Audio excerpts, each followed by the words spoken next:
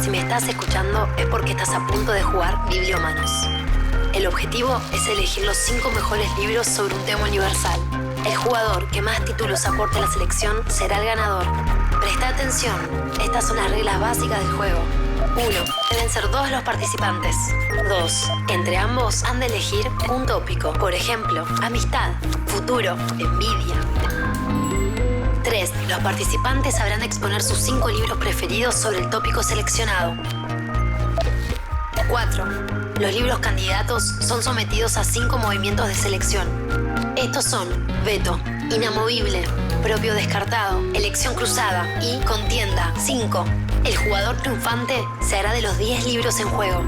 Bienvenidos, esto es Bibliomanos.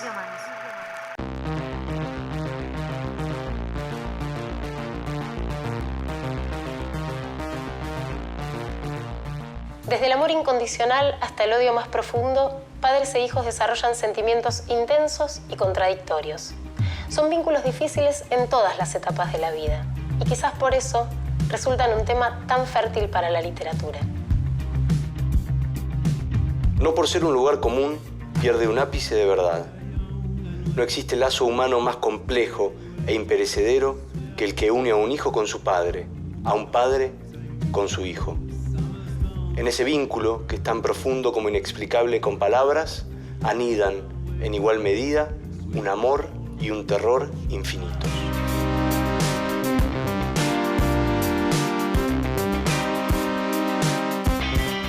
El instinto materno, por ejemplo, es uno de los mitos más instalados en nuestra cultura. Sin embargo, hay muchas historias en contrario.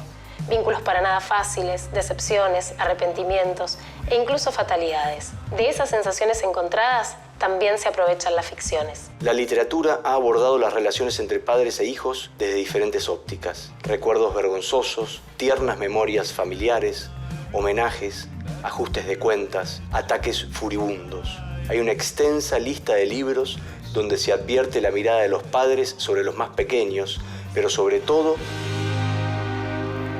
la mirada de los hijos sobre los padres. Vamos a hablar de libros sobre hijos o libros con hijos. Libros sobre, de y desde los hijos, Y desde según los hijos. quién sea el narrador. Exactamente. Yo tengo las 2 miradas. Hoy traje solamente relatos, traje solamente cuentos, algunos muy breves, otros bastante largos, pero solo relatos en los cuales los padres dan cuenta de su relación con sus hijos. Y tengo también la mirada inversa, los hijos que miran a los padres, que retratan a los padres o que cuentan algunos encuentros bastante patéticos con sus padres, con padres a los que no ven hace mucho tiempo. Bueno, yo también tengo claramente las 2 miradas. Tengo un criterio menos homogéneo que el tuyo. Pero sí, son todas ficciones. Ninguno de los 2 trajo ningún ensayo esta vez para no trajimos. pensar Solo literatura hoy. las relaciones con los hijos. El amor filial. Y sí tengo 3 novelas argentinas, un cuento y una memoria.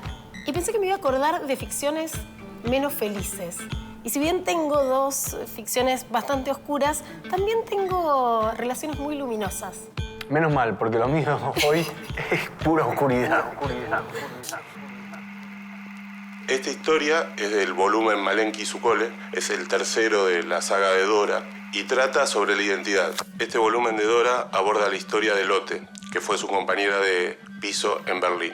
Dora, mientras busca su pasado dentro de los archivos donde investiga nazis, encuentra en realidad el pasado de su amiga.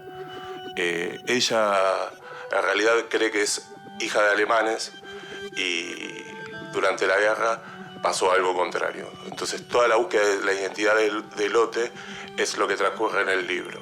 La historia es un link directo a nuestro pasado más reciente. A los nietos e hijos recuperados. Aunque esté ambientada después de la Segunda Guerra Mundial y en Alemania, no podemos dejar de empatizar con las sensaciones y emociones que transmiten los personajes. También hay temas que aborda Dora que tienen que ver con la realidad sociopolítica actual, como por ejemplo el debate del aborto. Ahí en una viñeta nos cuenta que el aborto es legal en Rusia desde el año 54. Dora es un relato que se centra en las investigaciones de su protagonista, pero es muy rico en todos sus personajes secundarios. Y va variando de tomo a tomo de acuerdo a la singularidad de cada uno de ellos. En general, el público que busca este tipo de historias, aparte del arte y la narrativa del autor Ignacio Menaberri, está buscando en una historia que aborde temas sociales digamos, tipo las cuestiones de género, el aborto, las luchas feministas. Eso combinado con una buena historia.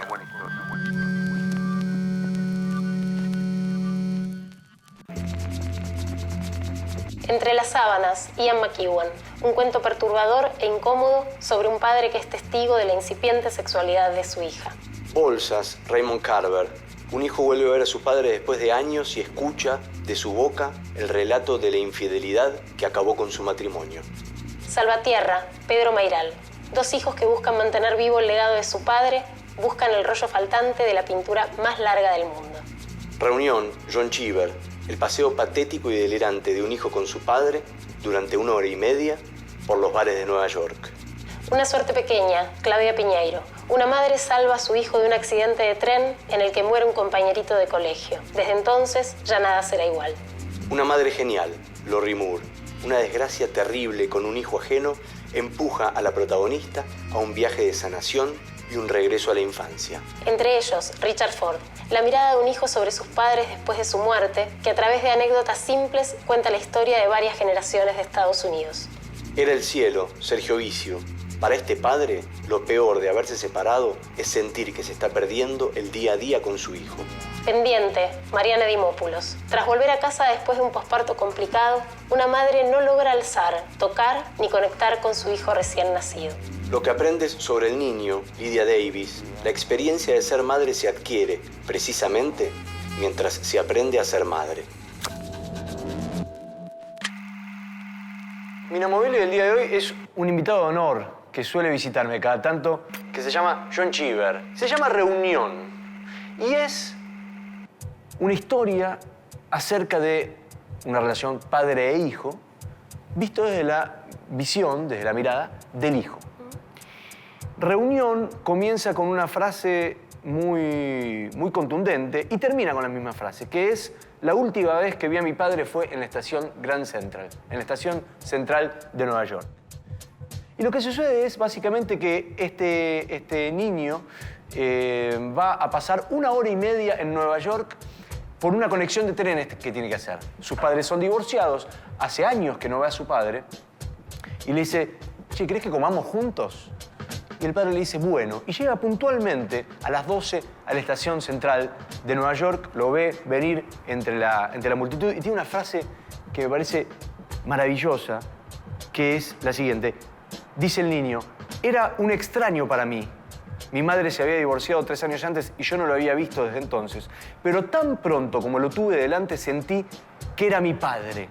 Mi carne y mi sangre, mi futuro y mi fatalidad. Comprendí que cuando fuera mayor me parecería a él, que tendría que hacer mis planes contando con sus limitaciones. Eso es tremendo. Es el poder espectacular, proyectarse en la imagen de los padres, porque es la genética que uno tiene. La cárcel de los padres incluso, ¿no? Es la referencia ineludible, sí.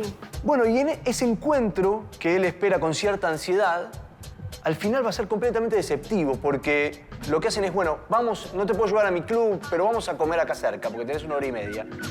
Y apenas llega al primer lugar, al primer bar, al primer restaurante, el padre empieza como a gritar y a maltratar al mozo, y el mozo no lo quiere servir y lo echan. Y entran a otro bar y otro restaurante y hace lo mismo. Entonces pasan por 4, 5, 6 bares, no logran hablar de nada, en ningún momento, y el padre toma unos tragos, logra tomar unos tragos, le hace servir un trago alcohólico a él también, y en ningún momento pueden establecer ningún tipo de relación. Este cuento también tiene otra historia curiosa, que es que Richard Ford escribió un cuento en el año 2000 en homenaje al cuento de Cheever y que trata sobre el encuentro de un hijo con su padre. Así que reunión de los relatos completos de Cheever es mi inamovible del día de hoy. Mi inamovible es de otro autor bastante inobjetable, al menos en este periodo de su producción, que era muy bueno. Es Entre las sábanas, de Ian McEwan, y voy a jugar con el relato que le da título. ¿Qué es el relato de un padre ante los cambios corporales de su hija adolescente. Tiene una hija de 14 años que acaba de cumplir años. Él está divorciado de su madre, con lo cual va a visitarla. Está pensando mucho tiempo qué regalo comprarle. Le compra muchas cosas y finalmente decanta por darle una sola para no parecer un pesado. Y se da cuenta que en el contacto corporal tiene que tener otra actitud, porque esa chica ya tiene tetas y le empieza a incomodar. Y hay algo en su naturalidad que es como el duelo de perder esa naturalidad que los padres tienen con las hijas mujeres ante el crecimiento de esas hijas. En algún momento pasa. Y sí, porque se vuelven mujeres y hay algo de ese trato que en algún punto tiene que modificarse. Y está todo el tiempo con una amiga. Entonces le propone el padre que vayan a pasar algunos días a su casa. Y en la noche se despierta, en mitad de la noche, para ir al baño y escucha un sonido que le resulta familiar y sumamente perturbador, que es el sonido que hacía su exmujer antes de acabar. No sabe si es su hija, no sabe si es la amiga de su hija, viene de la habitación donde ellas dos están durmiendo juntas y abren el picaporte de esa puerta y sale su hija en camisón. Ella está medio semidormida y le dice, no me puedo dormir, ahora vuelvo a la cama. O sea, como que nadie hace referencia a nada. Y él termina con una frase maravillosa que dice, pero ella estaba dormida y casi sonriendo, y en la palidez de su garganta, Stephen creyó ver un radiante campo de nieve blanca que una mañana luminosa, cuando era un chiquillo de 8 años, no había osado mancillar con las huellas de sus pies.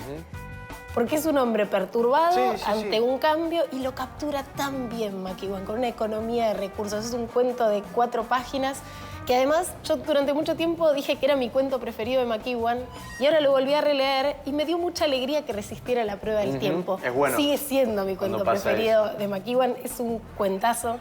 Entre las sábanas de Ian McEwan es mi inamovible.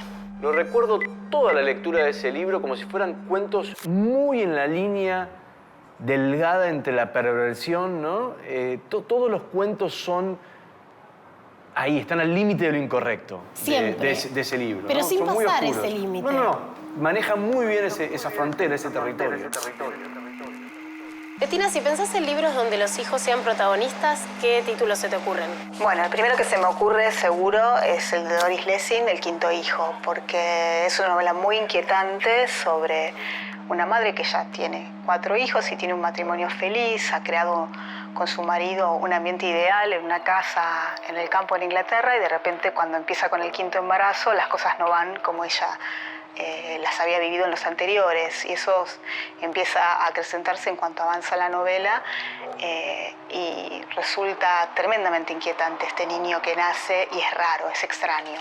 El otro libro que se me había ocurrido es el de Mariana Dimopoulos, Pendientes, que si bien tiene mucho en común con el de Doris Lessing, se queda solamente en la etapa del bebé, ¿no? Realmente se trata de una madre para la que construir el vínculo con ese bebé le resulta casi imposible, ¿no? ¿Y relaciones más felices que se te ocurran entre madres, padres e hijos? Una novela que me gustó mucho y que se trabaja desde la perspectiva de la hija es la de Leila Zuccari, Adentro tampoco hay luz, que sí está contada por una niña preadolescente que la madre se la lleva a vivir al campo, tiene un novio nuevo la madre y se van con ese novio, bueno, en realidad la deja la niña con la abuela y después aparece la madre en varias visitas con ese novio. Claro, porque en este caso es una novela que está contada desde el punto de vista de la hija. Toda la familia, la abuela, la madre, este novio, la prima de la chica están vistas a través del filtro de esta nena preadolescente. Ajá. Y si bien el mundo de los adultos le resulta un poco desconcertante, la madre tiene unos proyectos New Age raros, no es una novela que yo diría que haga hincapié en la infelicidad, sino en el desconcierto, porque hay amor en la novela, la niña quiere a su madre y también establece vínculos con la abuela y con la prima, entonces me parece que si bien no podemos decir que sea centrar la felicidad, sí la complejidad de los afectos, eso me pareció que estaba muy logrado. Claro, en este caso porque es una novela contada desde la mirada de la hija. Pero me preguntaba al pensar en libros sobre hijos, ¿cuál es el punto de vista del narrador? Si en general nos llegan historias contadas desde las madres o los padres que reflexionan sobre este vínculo, o desde la mirada de los niños, los adolescentes o incluso los hijos adultos, ¿no? Sí, yo creo que debe haber de las dos cosas, pero por alguna razón me cuesta encontrar más novelas o cuentos narrados desde la perspectiva de pura perspectiva del niño, ¿no? Y me acordaba de un ensayo de Úrsula Le Guin, que creo que no es sobre este tema en particular, pero ella decía en alguna parte de este ensayo que a ella le parecía que la perspectiva del hijo no era tan interesante porque era, en cierto modo, irresponsable.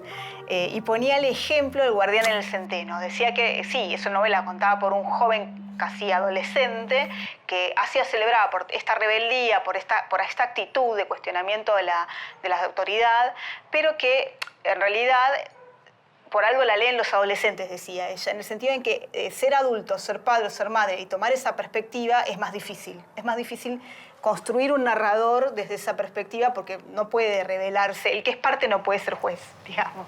Y narraciones que den cuenta de cuando la vida de los hijos o hijas no se condicen con las expectativas de madres y padres, que es algo que suele suceder a menudo, sobre todo cuando se contradice el mandato paterno, ¿no? Sí, es como que los mandatos son tan pesados que uno elige lo contrario, ¿no? Bueno, se me ocurre que el libro de cuentos de Poisson, del Cielo de los Animales, tiene una mirada interesante sobre eso en el arco narrativo que hace con dos relatos, el que empieza el libro y el que lo cierra, que se trata de los mismos personajes, pero los dos relatos están contados de distinta perspectiva. Bueno, en El Cielo de los Animales se cuenta la historia de un padre que descubre que su hijo es homosexual cuando el chico es adolescente. Los encuentra en la habitación del chico a él y a otro chico, ¿no? Y entonces la reacción del padre, así totalmente descontrolada, es tirar al chico por la ventana y le quiebra un brazo, ¿no? Un chico de más o menos 13 años. Bueno, el cuento se podría quedar ahí, pero al final del libro aparece otra vez este padre yendo a visitar a este hijo que ya es adulto y se está muriendo de SIDA, ¿no? Entonces, digamos que es una oportunidad para que él, de alguna manera, no sé, se recomponga un poco esa relación con el hijo. Sin embargo, no va a llegar a tiempo, bueno, hay una serie de cosas que pasan. A la vez también este padre recuerda la relación con su propio padre, que había sido un padre agresivo, por eso uno de los cuentos se llama El hombre lagarto. Lo interesante de este libro de cuentos es que puede trabajar las relaciones de generaciones, ¿no? Es decir, abuelos, padres, hijos. Lo que decíamos antes, qué pasa cuando el hijo se corre de la perspectiva de hijo y le toca ser padre y a la vez después también el abuelo, ¿no? Yo te voy a contar otra historia lateral, que es la pequeña temporada que pasaron Cheever, mi inamovible, con Raymond Carver. 2 veces por semana iban a la licorería del pueblo, llenaban el auto de botellas y se la pasaron bebiendo. Me vuelvo loca, no sabía de esa amistad. Esa amistad, esa relación corta que hubo entre Carver y Cheever, me lleva también a una relación que hay entre el cuento de Cheever Reunión y el cuento de Carver que elegí hoy, que se llama Bolsas y está en De qué hablamos cuando hablamos de amor. En Bolsas también está la mirada del hijo sobre el padre. También hay un hijo que está de viaje, de paso, y que decide encontrarse con su padre. También es hijo de divorciados. Ya vamos 3 hijos de divorciados. Hay muchísimas relaciones entre el cuento de Cheever y el de Carver. El planteo, la situación, la mirada es igual. Pero lo que sucede en el caso de Bolsas, que no sucede en Reunión de Cheever, es que en este caso hay un encuentro y mientras beben finalmente algo en un bar, el padre se larga a hablar y no para de hablar. Y el hijo es un mudo testigo del desahogo, de la catarsis de su padre, que no tiene mejor idea que contarle a su hijo cuál fue la razón por la cual se divorció. Me acabo de acordar del cuento en este momento. Es lo que no le tenés que contar nunca a un hijo. Y es una infidelidad. Y el padre no puede parar de hablar. Y no puede parar de hablar de cómo conoció a esa mujer, de cómo fue la única vez que le fue infiel a su madre, de cómo, bueno, vos sabés cómo era tu madre, yo siempre fui un marido devoto, pero no pude resistirme. Hay un momento, una situación, una escena en la vida en la que uno toma una mala decisión y eso... Y vos lo ves que el padre no se pudo recuperar nunca de esa separación. Que obviamente no ve a su hijo, tampoco ve a su exmujer, pregunta por ellos cómo está la familia. Y es tristísimo, es un cuento tristísimo. Tristísimo para los dos. Para el que habla, para el que escucha. Es una cuestión también como de resolución pendiente y el cuento dice lo mismo también, por eso creo que son hasta cuentos gemelos, que el de Cheever. Dice, y no volví a ver a mi padre, ¿no? O sea, fui testigo de ese relato completamente incómodo que no quería saber y no volví a ver a mi padre. Bueno, hay padres que es mejor no volverlos a ver. Sí, y tal vez, solo tal vez, porque elegí como inamovible Reunión de Cheever, en este caso me voy a autodescartar a Bolsas de Carver. Por esa similitud, por el planteo muy parecido que hay entre un relato y otro, a pesar de que es un cuentazo. Yo te voy a responder con Salvatierra, una novela de Pedro Mayral de 2008, que mucha gente conoció hace poco porque se reeditó después de su éxito de La Uruguaya. Y es una novela que pone en primer plano la relación entre padres e hijos y sobre todo cómo los hijos nunca terminan de saber todo sobre la vida de sus padres. Esta fantasía... Afortunadamente. Sí, pero como hijo tenés la fantasía de que conoces mucho de tus padres.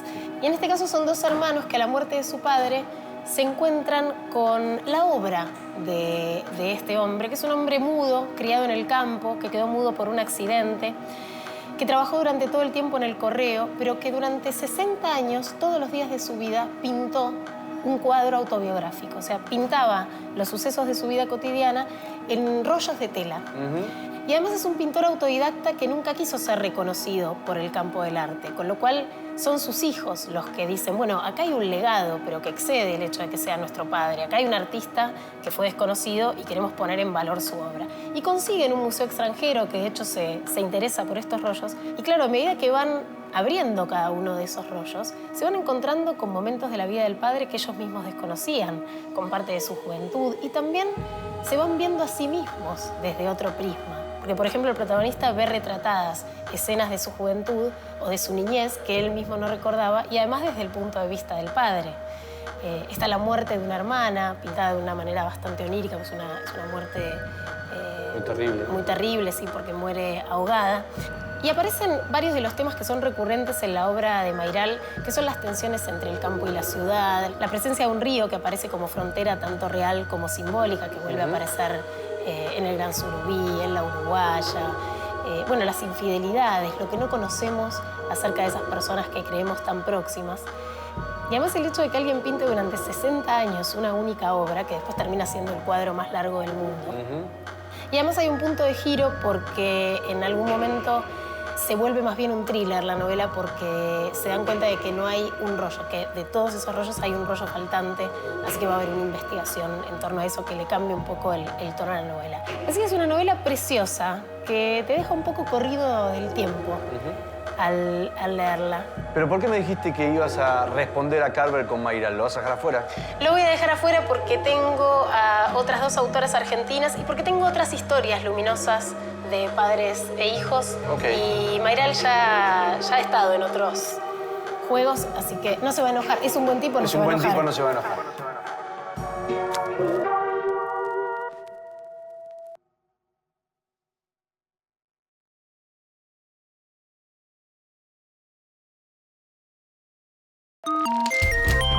Está jugando Bibliómanos. A esta altura, cada participante ha seleccionado y descartado un libro propio. A continuación, deberán elegir y descartar un libro del otro. El quinto libro de la lista final se definirá en la contienda. Un duelo de lectura. Y será ella quien defina al ganador. A jugar, bibliómanos. A jugar. Tenemos 3 libros cada uno sobre la mesa todavía. Y vos trajiste 3 escritores argentinos. Yo traje uno solo. Se llama Sergio Vicio y la novela que traje para hablar de hijos es Era el cielo.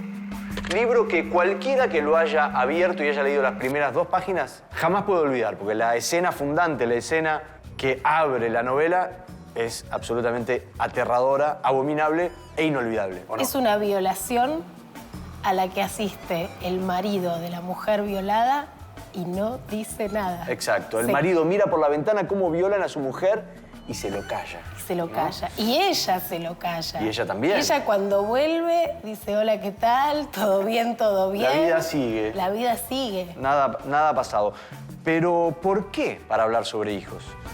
Porque ese matrimonio se disuelve, aunque temporalmente después volverán a reencontrarse. Y a lo largo que transcurren las diversas subtramas de la novela, que también habla del mundo de la televisión, del mundo de la publicidad, del cine, de la fobia que tiene el protagonista a volar, cada tanto aparecen las reflexiones del protagonista, de este padre, que al haberse ido de su casa, sufre por perderse la vida cotidiana de su hijo. Llevarlo a la escuela, esperarlo cuando vuelve, acostarlo a la noche, taparlo. Y es un sufrimiento tremendamente insoportable. Otra historia de padres separados. Otra historia de padres separados. Y tiene una frase que yo adopté para mí y que repito siempre y que me había olvidado en qué lugar del libro estaba, o sea que la volví a buscar, que es la siguiente. Te leo un fragmento. Durante los meses siguientes estuve particularmente atento a su respiración. Podía oírlo hasta dormido. Tenía miedo de que se ahogara, que tuviera alguna enfermedad. Cuando empezó a gatear, tuve miedo de que pusiera un dedo en un enchufe, que se tragara un encendedor, que se metiera algo en el oído. Cuando empezó a caminar, temí que se golpeara con la punta de una mesa, que cayera del balcón, que se metiera en el lavarropas. Cuando empezó a ir al colegio, tuve miedo de que un extraño lo robara, de que lo abusara el profesor de flauta. La lista era infinita. Y esta es la frase. Un hijo es una industria de producir terror. Es buenísimo, es buenísimo. Esos son los hijos. Industria de producir terror. Voy a hacer dos movimientos. Aplauso. Sergio Vicio Medalla, beso. es mi novela favorita de Vicio, junto con Rabia, y en este mismo movimiento es mi veto. Va a quedar afuera de la selección final. Le tenés miedo a que lo lea y gane. Pero porque nadie recuerda esta novela para hablar de hijos, aunque tenga esa subtrama. Es cierto. Es tanto más potente todo el resto de lo que pasa en la novela. Es como, Maxi, no sé, vos solo te acordaste de que eso Sí, otro sucedía. sí, me acordé. Realmente, o sea, si vamos a... Probablemente yo solo me acordara, pero a mí me conmovió mucho. Habiendo dejado afuera tu único argentino que tenías en este juego, voy a responderte con otra novela argentina, Pendiente, de Mariana Dimopoulos, que para mí explora como pocas historias las tensiones que puede haber entre el deseo y la fantasía de ser madre y la realidad de concretarlo.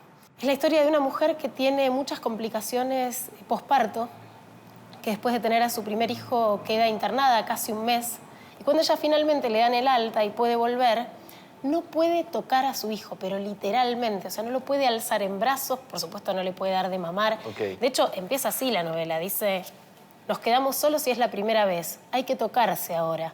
Intento con un pie y después con un hombro, pero ninguna corriente se levanta. Nada me tira del pecho como me habían prometido. Ajá. Y a partir de esta imposibilidad, que ella trata de zanjar una y otra vez, empieza a rememorar algunas otras parejas y a preguntarse por qué no había decidido ser madre con algunos otros novios, ¿no? Con una suerte de primo lejano que vuelve a aparecer de vez en cuando en su vida, con un sociólogo con el que tenía una relación bastante diferente a la que tiene con su pareja actual. Pero sobre todo es una novela que subvierte los lugares comunes de la maternidad y que cuestiona fuertemente la existencia del instinto materno, ¿no? Ella no puede desear ser madre ya siendo madre. Claro. Con lo cual es algo a lo que ya no puede renunciar. Es una novela tremenda, originalísima por otra parte, está contada en primera persona por esta mujer y es un vínculo trunco entre una madre y un hijo, claramente. O al menos en el comienzo de ese vínculo. No leí Pendiente, no leí esta novela, así que va a ser mi elección cruzada del día de hoy. A mí me quedan dos escritoras estadounidenses arriba de la mesa y voy a arrancar por los relatos completos, los cuentos completos de Lydia Davis. Y dentro de los muchos relatos que hay sobre niños o sobre hijos, te traje uno que tiene por título Lo que aprendes sobre el niño. Y es básicamente una lista de todas las cosas que una madre aprende sobre ser madre. Entonces son conclusiones que va sacando de los primeros tiempos, de los primeros días, de los primeros meses, precisamente de compartir el hogar, de compartir la vida doméstica con su hijo, con un bebé. Se habla de un bebé. Me hizo acordar mucho cuando hablabas del libro de Dimopoulos, porque hay también un punto sobre lo que se pierde a la hora de ser madre, digamos, seamos sinceros, no es todo ganancia. No, sin duda. O sea, Quienes sin duda. elegimos no tenerlos, vemos la otra parte de la lista. No es todo ganancia, para nada. Bueno, esta es una lista, casi como diría, como si fuera una lista de supermercado, de las cosas que uno aprende sobre el niño. Aprende, por ejemplo, a que ya el tiempo no es de ella, que sus tiempos son los intersticios del tiempo del bebé. Tanto de cuando duerme, como de cuando quiere comer, como de cuando demanda atención. Che, ¿y hay una a favor? En el listado hizo una que diga cuál es la buena. Es que está tan bien escrito y las reflexiones son tan agudas que dentro de cada una de estas suertes de suma negativa de cosas, uno puede entrever que en el fondo, de todas maneras, hay un sustrato positivo, ¿no? Cuando dice, estoy con él y me aburro, ¿no? Y sin embargo lo mira y siente una devoción extrema, pero al mismo tiempo se está aburriendo muchísimo. Bien, me queda para elegirte Olivia Davis o Lorrie Moore. Dos grandes cuentistas Un lujo. norteamericanas. Sí. Y además tengo en mi poder ¿con qué te vas a quedar leyendo? El tema del hijo es como una inversión en la literatura porque en realidad estamos acostumbrados más a leer la novela del padre, ¿no? que es todo un género y es muy significativa. Y en cambio, sobre el hijo hay como contadas ocasiones muy especiales donde aparece el tema y sobre todo relacionado a la pérdida, a la tragedia, al dolor, ¿no? Hay una novela de un escritor norteamericano, William Coxwinkle, que la novela se llama El nadador en el mar secreto, y es una novela autobiográfica, ¿no? que escribió. Él vivía en el bosque con su mujer, en un bosque cerca de Canadá. La novela cuenta desde el momento en que empieza a tener las contracciones la mujer hasta la muerte del hijo, ¿no? que nace en el parto. Ah, es la muerte de un niño, de un bebé. Es la muerte del hijo, sí, la muerte del bebé que nace en el parto, la construcción de un pequeño ataúd y el entierro en el medio del bosque, ¿no? Y ya que estamos con este tema tabú de los terrores atávicos como la muerte de un hijo, vos que sos un gran lector de Stephen King, seguramente él trata el tema en alguno de sus libros, ¿no? Bueno, King trabaja el tema en uno de sus mejores libros, que es Cementerio de Animales, de los buenos libros de Stephen King, porque también tiene libros bastante malos, pero lo escribió en la década del 80, lo guardó mucho tiempo porque no se animaba a publicarlo y después lo terminó publicando, ¿no? Que cuenta esto, un cementerio indio en la montaña, la muerte del hijo y la posibilidad de, a partir de enterrarlo en ese cementerio, de que el hijo vuelva en forma de zombie, de fantasma, ¿no? Hay una cuestión ahí con la idea de lo siniestro, o sea, de lo familiar que se vuelve desconocido y aberrante, que está buenísima y que en gran medida es una reescritura del que para mí es quizás el mejor cuento de terror de la historia, que es La pata de mono de Jacobs, que es un cuento impresionante, de pocas páginas, pero que logra llevarte a lugares que no, al que poca parte de la literatura te logra llevar. ¿Y en la literatura argentina se te ocurren algunos autores que hayas leído? Pienso en dos, sobre todo. Hay una novela de Saer que se llama El limonero real, con una pareja en la víspera de Año Nuevo, que está por festejar, por juntarse a festejar el Año Nuevo, y una y otra vez vuelve la imagen del hijo muerto, corriendo por el pasto que había detrás de la casa y tirándose al río. Y la otra novela, Río Negro se llama. Es una novela sobre un padre que fuma marihuana todo el día y que es escritor, que tiene un hijo adolescente y que lo detesta profundamente, que le parece un estúpido. Y a la vez contado desde el sentido del humor de Quirós, que es un sentido del humor que ya conforma como una especie de estilo Quirós de narrar. Es muy bueno porque todas las figuras que encontraste son entre incómodas e incorrectas. por un lado está la tragedia y por el otro el odio al hijo, ¿no? Pasa que hay muchos lugares comunes de los medios y del sentido común sobre cómo uno se tiene que sentir frente al hijo, ¿no? Que después la propia experiencia te los va derrumbando y a la vez te va poniendo pruebas todo el tiempo. Criar un hijo es poner a prueba tu sistema de valores, tu ideología, tu visión del mundo. Bueno, a mí me queda un norteamericano y una argentina. Este es Entre ellos, de Richard Ford, que en rigor es una nueva novela que le dedica al padre, que publica en conjunto con una novela que escribió hace 30 años dedicada a su madre. Claro, Mi madre in memoria. Hablaste. Que traje para este juego. Trajiste para ¿Y este qué juego. ganó el capítulo de Madres? Mira vos.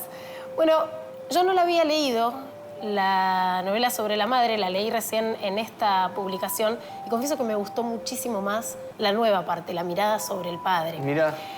Richard Ford fue criado por un matrimonio que estuvo juntos durante 15 años antes de tenerlo. Era una pareja que pensaba inicialmente que no iba a poder tener hijos, con lo cual, por eso se llama Entre ellos, porque él sabe que sus padres se quisieron tanto tiempo antes de quererlo a él, que él era el tercero de esa relación, que además, lejos de sentirse minusvalorado o apartado de ese vínculo, dice, yo fui criado por gente que se amaba mucho entre sí, eso nunca puede estar mal.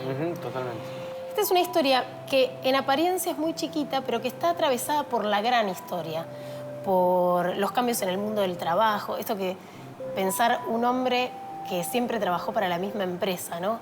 Ese tipo de subjetividad que forma ese tipo de seguridades también. Y cómo fue cambiando el mundo del trabajo. Contale a un millennial lo que significa eso. que están 15 días empleados y se aburren y se van. Y también cómo cambia la relación entre padres e hijos con esas certezas o no. A la hora de criar un hijo, con esas seguridades que te da un estado de bienestar con pleno empleo y sin él. Así que es una historia muy tierna. Evidentemente, Richard Ford quiso mucho a sus padres y es una suerte de homenaje.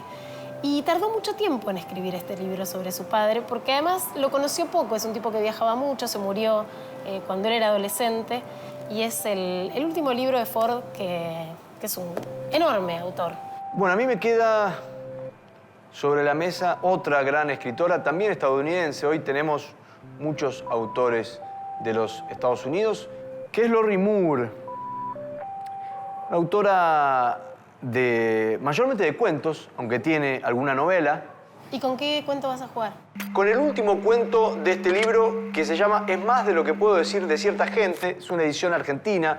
El último cuento de este libro es una tragedia casi insoportable, que se llama Una madre genial. Y en las dos primeras páginas pasa de todo. Nos damos cuenta de que la protagonista está comenzando a sentir una presión social cada vez más grande por tener hijos, por ser madre. Y lo que sucede, que es tremendo, tanto como la escena esa inolvidable de la primera página de la novela de Vicio, acá también. Está en una reunión social, le dan a un bebé recién nacido de una pareja amiga y ella lo toma con muchas dudas, lo quiere acunar, le quiere hacer unas morisquetas, cuando se sienta, el banco cede, se cae para atrás, el bebé choca la cabeza contra la pared y se muere. Todo el relato es cómo esta mujer debe seguir adelante con su vida. Y además el relato se va con ella y no con la pareja que perdió a su hijo. Nos olvidamos enseguida de eso, enseguida. Ese hijo dejó de Obviamente esa escena está... ¿no? A ella sueña con bebés, tiene pesadillas con bebés. Es un relato complejísimo, con un humor negro también muy, muy particular de Lorrie Moore, que engancha, como que aborda el tema de los hijos de un lugar muy poco común, también muy poco frecuente, ¿no? Ese va a ser mi elegido, mi elección. ¿Te lo vendí bien? Sí, me gusta mucho Lorrie Moore. Una madre genial. Una madre genial. Entonces. Y las presiones de la maternidad. Yo tengo una novela que conversa mucho con el cuento de Lorrie Moore, porque también empieza con una enorme tragedia. Se llama Una suerte pequeña, de Claudia Piñeiro. Es su última novela, después sacó un libro de cuentos. te pone en una escena bastante conocida, que es un paso a nivel del conurbano bonaerense. Y una mujer va con su hijo y uno de los amiguitos del colegio de su hijo en el auto. Se le queda el auto en la barrera cuando está viniendo el tren. Logra bajar a su hijo, pero la puerta de atrás está trabada y no logra salvar al amiguito de su hijo. Con lo cual ahí es la muerte de un hijo que no es propio, pero a partir de ahí cambia la vida de toda esa familia. Y además cambia mucho la relación con su marido, porque a partir de ahí considera que ella es una inepta para tratar todas las cuestiones que tengan que ver con su hijo. Y ante esta situación cada vez más insoportable, porque además su hijo le pregunta por su amigo muerto, le pregunta si es un ángel que está en el cielo, si lo está mirando. Es una situación que a ella cada vez se le vuelve más insoportable y toma una decisión muy drástica, que es abandonar a su familia, abandonar a su marido, a su hijo. Se toma de un día para el otro un avión, hace las valijas y se va a Estados Unidos. Y no vuelve durante 20 años. Con lo cual ahí... 20 años. Sí, claro, Okay. la novela ahí pasa a ser la historia de una madre que abandonó a su hijo porque esa vida se le hizo insoportable. Y después, bueno, va a haber una suerte de reencuentro que no voy a spoilear porque ella tiene que volver 20 años después a Buenos Aires, no solo al mismo lugar donde vivía, al mismo barrio, sino hacer una auditoría al colegio al que iba su hijo. Y ahí está la tensión entre pasar desapercibida porque está mucho más flaca, usa lentes de contacto de otro color, realmente se reinventó, le dicen de otro modo. Y también el decir, hey, soy yo, ¿no? Volví, acá estoy. Es una novela muy desgarradora y es una de las pocas novelas que a mí me hizo llorar, pero llorar de... Se me cayó lagrimita. Muy pocas veces me pasó eso. Fue como contengo, llanto tremendo con una suerte pequeña. Bueno, no llores porque tengo que vetarte a Claudia Piñeiro. Ya para la tragedia tenemos una muy parecida, que es la de Lorrie Moore. No quisiera que quedara otra arriba de la mesa, así que perdona, Claudia, pero hoy queda a un costado con una suerte pequeña. Sí, realmente la suerte es muy pequeña. Y te dejo una historia más luminosa para la contienda, la de Richard Ford, y yo me quedo con las reflexiones de Lydia Davis. Richard Ford contra Lydia Davis. Así es. ¿A leer? Vamos a leer.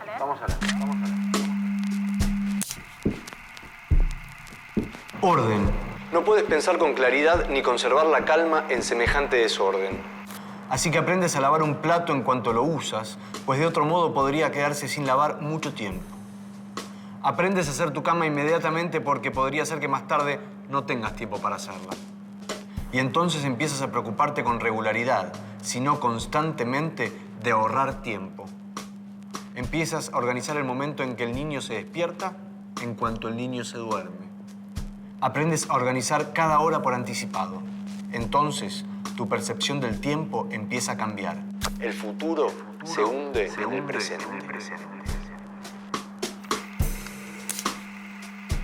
En alguna parte profunda de mi infancia, mi padre llega a casa de la carretera un viernes por la noche. Es viajante de comercio. Estamos en el año 1951 o 1952. Trae abultados paquetes envueltos en papel blanco de carnicería. Mi padre, Parker Ford, es un hombre grande, suave y de aspecto robusto, de sonrisa muy abierta, como si supiera un chiste muy bueno. Está entusiasmado por estar en casa. Mi madre y yo nos hemos pasado la semana esperando con emoción su llegada. La vida normal, entre su marcha los lunes y su vuelta los viernes por la noche, es el tiempo del intervalo. Su cara grande, carnosa y maleable era muy dada a sonreír. Su primera cara era siempre la sonriente. El largo labio irlandés, los ojos azules transparentes, mis ojos. Mi madre debió de notarlo cuando le conoció, donde quiera que fuera. Reparó en ello y le gustó. Un hombre al que le gustaba ser feliz. Ella nunca había sido exactamente feliz. Impaciencia. Aprendes cosas sobre la paciencia. Descubres la paciencia. O descubres cómo la paciencia llega a cierto punto y entonces se termina y empieza la impaciencia. O más exactamente, la impaciencia siempre está presente, bajo una ligera capa de paciencia. Y en cierto punto, la ligera capa de paciencia se rompe y todo lo que queda es la impaciencia. Entonces, la impaciencia aparece. La compañía sigue activa en Kansas City. Aún cuelgan en las paredes de las oficinas fotografías de mi padre, en compañía de otros vendedores de la época. Es 1938 y mi padre conservaría ese empleo hasta su muerte. Con este empleo llegó una ruta de viajes, 7 estados del sur, más un coche de la empresa. Ahora estaba siempre en la carretera y mi madre se iba con él. Little Rock era el hogar, un pequeño apartamento de 2 habitaciones en Center Street, pero vivían en la carretera, en hoteles. Mi madre y él trabajaban en equipo y enseñaban a las chicas a hacer almidón y a usarlo. No era difícil. Tenían 20 y pocos años y eran sumamente felices. Era la Gran Depresión. Imagínenlo. Tendrían que imaginarlo porque no hay otra forma de hacerlo. Toda su vida era esto, en la carretera y sin grandes preocupaciones. No tenían hijos. Mi padre llevaba sombrero de fieltro en invierno y de paja en verano. Fumaba. Los dos lo hacían. Casi de repente estaba en camino de ser quien quería ser. Ser a un tiempo hijo tardío y único es un lujo, con independencia de cualquier otra consideración, pues ambas cosas te invitan a conjeturar a solas sobre el tiempo que fue antes, esa etapa larga de la vida de tus padres en la que no tuviste parte. Me fascina pensar en ese sesgo que podría haber tomado su vida en caso de que se me hubiera privado de la existencia. Divorcio, una muerte prematura, el desafecto, pero también una mayor unión, una mayor intimidad, un estar juntos que escapara a toda clasificación. Tengo la certeza de que tenían todo eso. Querían tenerme, pero no me necesitaban. Juntos, aunque quizás solo juntos, formaban un todo. Pero entonces, para sorpresa de todos, mi madre quedó encinta en el verano de 1943 y cambió el curso de todo. Ver el advenimiento de uno mismo como una bendición con aspectos negativos no es necesariamente malo. Después de 15 años, mis padres habían decidido casi con certeza que no tendrían hijos. Quizá albergaron sentimientos complejos y posiblemente no expresados sobre esto, que la vida siguiera siendo la misma y que siguiera siendo buena. Asentarse en algún lugar, solo los dos, en Nueva Orleans. El tiempo juntos era precioso, era lo que conocían. ¿Sintió él que tenía algo que impartir que sin un hijo jamás impartiría? ¿Pensó alguno de ellos, o pensaron los dos, que mi padre no viviría mucho a causa de su corazón y que por tanto un hijo no era sino una dificultad innecesaria? Todo es posible. Como he dicho, oficialmente querían tener hijos, aunque el hecho de que ahora fueran a tener un hijo no pudo ser otra cosa que una nueva inquietud.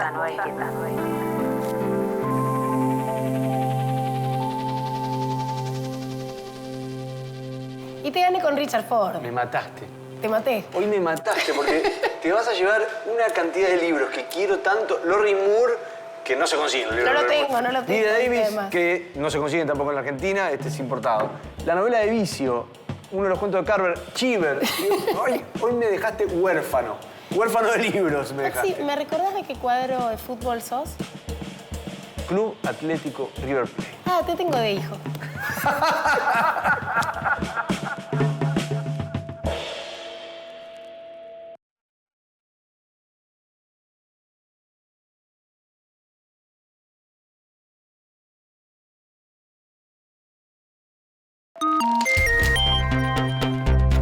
Hola.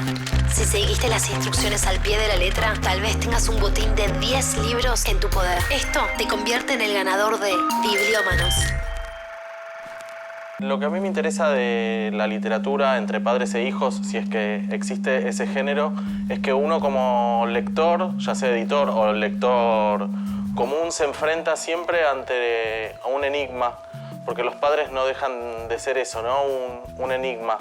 La frase por ahí, literatura de padres e hijos, tenga una trampa porque uno tiende a pensar en esta sociedad machista y patriarcal que es literatura relacionada a padres varones con hijos varones. Y en ese sentido, mi libro Enterrado de Mauro Libertela, que reflexiona sobre la muerte de su padre, Héctor, periodista, escritor de culto, indaga un poco sobre ese enigma que tenemos todos los hijos ante los padres hasta que en un momento se nos vuelven humanos, y ahí en esa endija que aparece cuando nos damos cuenta que los padres son personas, es donde aparece un poco también la literatura y la posibilidad de preguntarse sobre quién es esa persona que también es un ser humano, que también sufre, que también tiene problemas, que también vivió la vida tortuosamente como la puede llegar a vivir uno. Y en el libro de Mauro eso está muy bien contado, es muy lindo, descarnado por momentos, emocionante por otros, y sirve como esto que me interesa a mí en relación a este tipo de literatura, que es reflexionar un poco sobre quiénes son nuestros padres, por qué son así nuestros padres, qué hicieron con nosotros, tratar de entender por qué hicieron con nosotros lo que hicieron con nosotros. Y la literatura por ahí sirve un poco para plantear ese enigma, para abrirlo, para resolverlo en el mejor de los casos. Lo que permite este tipo de literatura que habla de padres e hijos es justamente indagar sobre esa constatación de que los padres también son seres humanos y como son seres humanos, también se mueren.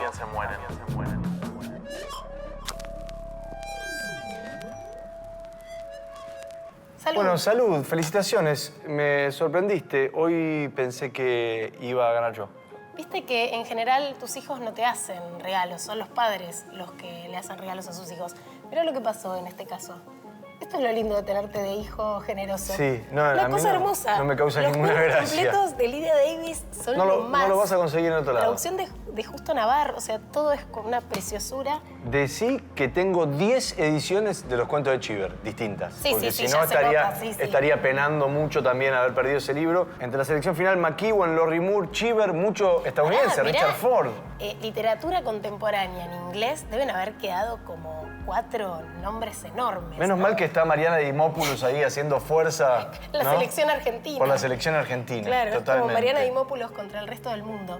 Pero bueno, quedaron una memoria, Una novela y tres libros de cuentos. libros de cuentos.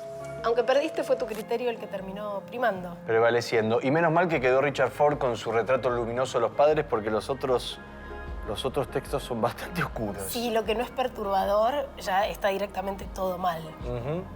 ¿A quién querés más? ¿A tu mujer o a tus hijas? Bueno, me quedo pensando temas para el próximo capítulo. Armas. Enemigos. Feminismo. Juegos. Cumpleaños. Héroes. Hermanos.